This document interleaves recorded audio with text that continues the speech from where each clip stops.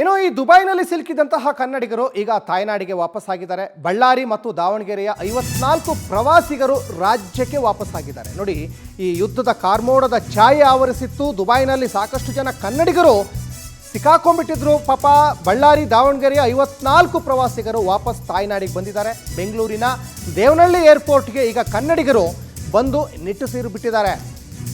ಶಾರ್ಜಾದಿಂದ ಕೊಚ್ಚಿನ್ಗೆ ಭಾರತೀಯ ಪ್ರವಾಸಿಗರು ಆಗಮಿಸ್ತಾರೆ. ಕೊಚ್ಚಿಯಿಂದ ಬೆಂಗಳೂರಿಗೆ ಮತ್ತೆ ಬರ್ತಾರೆ. ನೋಡಿ, ಅವರ ಮುಖದಲ್ಲಿ ಯುದ್ಧ ಗೆದ್ದು ಬಂದಷ್ಟು ಖುಷಿ ಇದೆ. ಯಾಕಂದರೆ ಅಲ್ಲಿದ್ದಷ್ಟು ದಿನ ಜೀವ ಕೈಯಲ್ಲಿಟ್ಕೊಂಡಿದ್ರು. CM ಸಿದ್ದರಾಮಯ್ಯನವರಿಗೆ ಮತ್ತು ಸಂಬಂಧಪಟ್ಟಂಥ ಸಚಿವರುಗಳಿಗೆಲ್ಲ ಮನವಿ ಮಾಡ್ಕೊಂಡಿದ್ರು. ಈಗ ಖುಷಿ ವ್ಯಕ್ತಪಡಿಸ್ತಾರೆ.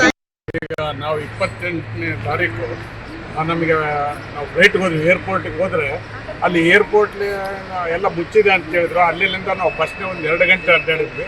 ನಮಗೇನು ಹೊಸ ಊರು ಗೊತ್ತಿಲ್ಲ. ದುಬೈ ಲಾಡ್ಜ್ಗಳು ಅದು ಇದು ಏನಂತ ಭಾಳ ಭಯಪಟ್ಟಿದ್ವಿ. ಬಾಂಬ್ ಬೀಳ್ತಿದ್ದಾವ ಹಾಗೆ ಅಂತೇಳಿ. ಆ ಟೈಮ್ನಲ್ಲಿ ರೇಣುಕಾ ಪ್ರಸಾದ್ ಅವರು ಏನೋ ಮೊದಲು ಟೂರು ಹಾಕ್ತಾರಲ್ಲ ಅವರು, ಅದಕ್ಕಾಗಿ ಅರೇಂಜ್ಮೆಂಟ್. ನಾಗೇಂದ್ರ ಹಾರ್ಟ್ಲಿ ಫ್ರೆಂಡ್, ನಮ್ಮ ಮಂತ್ರಿಗಳಾದಂಥ ಶಾಸಕರಾಗಿರುವಂಥ ನಾಗೇಂದ್ರ ಅವರ ಒಂದು ಬಹಳ ಈ ಬಗ್ಗೆ ಸಾಕಷ್ಟು ಡೀಟೇಲ್ಸನ್ನು ನಮ್ಮ ಪ್ರತಿನಿಧಿ ವೀರೇಶ್ ಕೊಡ್ತಾ ಹೋಗ್ತಾರೆ. ವೀರೇಶ, ಮಧ್ಯಪ್ರಾಚ್ಯದ ಯುದ್ಧದ ಕಾರ್ಮೋಡದಿಂದ ಸಾಕಷ್ಟು ಕನ್ನಡಿಗರು ದುಬೈಲಿ ಸಿಕ್ಕಾಕೊಂಡಿದ್ರು. ಈಗ ವಾಪಸ್ ತಾಯ್ನಾಡಿಗೆ ಬಂದಿದ್ದಾರೆ.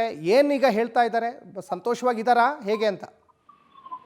ಹೌದು ಸಚಿನ್, ಈ ಒಂದು ಮಧ್ಯಪ್ರಾಚ್ಯ ದೇಶದಲ್ಲಿ ಉಂಟಾದಂತಹ ಯುದ್ಧದ ಹಿನ್ನೆಲೆಯಲ್ಲಿ ಸಾಕಷ್ಟು ಜನ ಪ್ರವಾಸಕ್ಕೆ ಹೋಗಿರತಕ್ಕಂತಹ ಈ ಭಾರತೀಯರು, ಅದರಲ್ಲಿ ಕನ್ನಡಿಗರು ಹಾಗೂ ಅದರಲ್ಲಿ ಬಳ್ಳಾರಿ ಜಿಲ್ಲೆ ಮತ್ತು ಪಕ್ಕದ ಜಿಲ್ಲೆಯ ಸುಮಾರು 54 ಜನರು ಈ ಒಂದು ಸಿಕ್ಕಾಕೊಂಡಿದ್ರು. ಅಂತ ಸಂದರ್ಭದಲ್ಲಿ ಇಲ್ಲಿನ ಒಂದು CM ಮತ್ತು ಈ ಒಂದು ಮಾಜಿ ಶಾಸಕರಾಗಿರತಕ್ಕಂತಹ B ನಾಗೇಂದ್ರ ಅವರು ಈ ಒಂದು ಪ್ರವಾಸಿಗರಿಗೆ ಯಾವುದೇ ರೀತಿಯಾದಂತಹ ತೊಂದರೆ ಆಗದಂತೆ ಕ್ಷಣ ಕ್ಷಣಕ್ಕೂ ಮಾಹಿತಿ ಪಡೆದು ಅವರಿಗೆ ಧೈರ್ಯ ತುಂಬುವಂತಹ ಕಾರ್ಯ ಮಾಡಿದ್ರು.